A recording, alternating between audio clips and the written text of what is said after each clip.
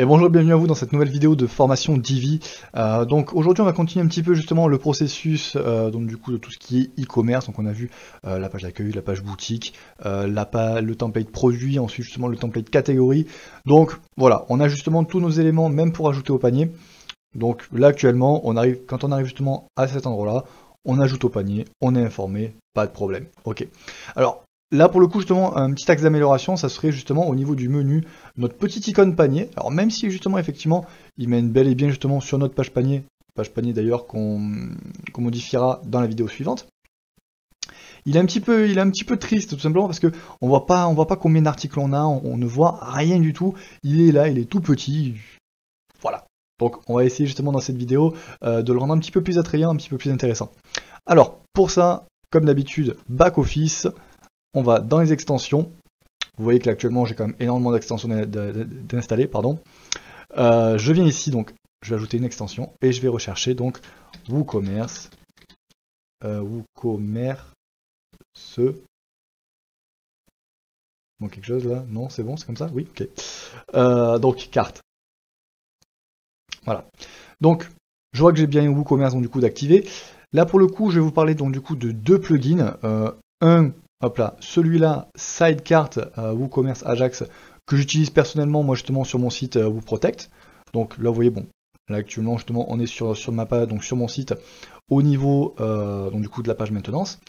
À partir du moment où je vais justement, hop là, je vais réactualiser. Voilà. Donc à partir du moment où justement je vais faire inscription, voilà, ça va directement se rajouter ici dans mon panier, donc qui était présent tout en bas à droite de mon site. Et voilà, donc du coup là justement je vais pouvoir voir mon produit avec les différentes justement descriptions. Voilà. Tac. Donc ça se présente comme ça. Si vous voulez avoir justement un panier comme ça, un panier flottant, c'est toujours bien avantageux justement de passer comme ça. Pour moi en tout cas, ça m'a permis justement de me séparer justement de toute cette partie là. Voilà. Donc en gros justement d'économiser au niveau de mon header. Voilà, donc j'ai fait ce choix là et je peux du coup continuer mes achats, voir le panier, etc. etc. Voilà, donc j'ai fait ce choix là. Si maintenant vous voulez justement un affichage de panier un petit peu plus classique, il y a un autre plugin justement que je peux vous conseiller tout simplement, c'est celui-là. WooCommerce, menu, carte. Hop là, on va l'installer. Voilà. Au niveau de la configuration, au niveau de tout ça, il est vraiment très simple. Très simple d'utilisation et il fait vraiment le taf comme on dit.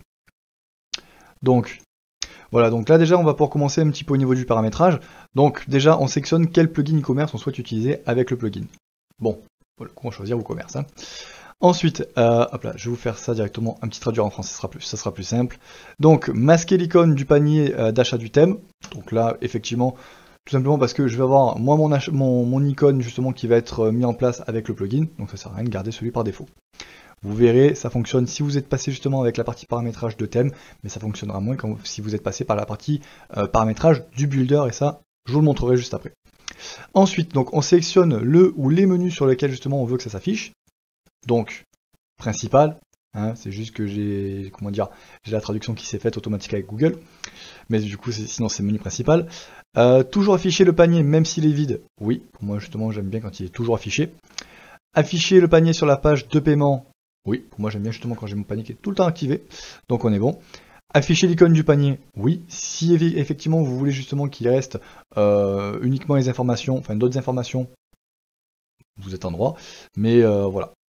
Donc sinon, pour moi justement je vais garder l'icône du panier.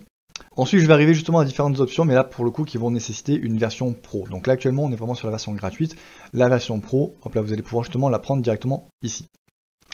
Voilà. Donc, sinon, du coup, ça et ça, on n'y a pas accès. J'affiche mon icône du panier. Justement, mon icône de panier, actuellement, c'est celle-là. Avec la version pro, j'aurai aussi la possibilité justement de choisir parmi celles-là. Que voulez-vous afficher dans le menu? Alors, soit le produit, donc du coup le nombre de produits, soit le prix complet, soit prix et produit. Pour moi, pour le coup, je me dis, bah voilà, tant qu'à faire, autant que j'ai plusieurs, plus de contenu justement à afficher, donc je vais garder sur ça.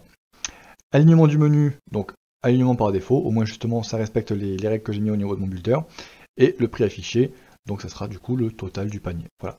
Là, pareil, encore une fois, si j'ai la version pro, je peux justement cibler une classe CSS, enfin mettre une classe CSS pour pouvoir la cibler mieux plus tard.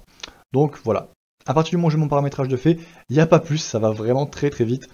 Donc à partir du moment où c'est bon, je sauvegarde, je viens ici, au niveau de mon front office, j'actualise, et voilà. Et donc là justement, je vois que j'ai bel et bien 2 articles dans mon panier, voilà, pour un total de 399,98 €.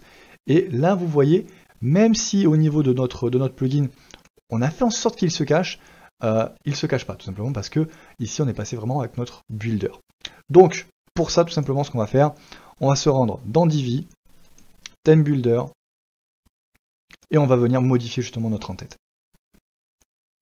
Et vous allez vite comprendre pourquoi, c'est que tout simplement, hop là, je viens ici, je viens dans éléments, et là justement afficher l'icône du panier. Voilà, tout simplement, je le décoche, et vous voyez que directement, ça se retire. Voilà. Tac, j'enregistre. Je reviens aussi ici au niveau donc, du coup, de mon front office, j'actualise. Et voilà, c'est bon. Donc du coup, j'ai de nouveau, enfin cette fois-ci, j'ai bel et bien mon panier, donc bien évidemment, si je rajoute ici encore un produit au panier, vous voyez que justement, il vient se mettre à jour. Donc, encore une fois, là pour le coup, on a des indications, on a quelque chose d'un petit peu plus précis. Donc voilà, c'est d'autant plus agréable et on se rappelle un petit peu plus du côté e-commerce. Voilà, donc du coup j'espère en tout cas que cette vidéo vous aura plu, que vous aurez appris justement de nouvelles choses. Et encore une fois, si vous avez des questions, ça se passe en commentaire. Si vous avez aimé, un petit pouce bleu. Et moi je vous donne rendez-vous directement dans la prochaine vidéo où on va un petit peu améliorer cette page-là qui pour l'instant sent un petit peu le paramétrage par défaut. Voilà, je vous dis à de suite.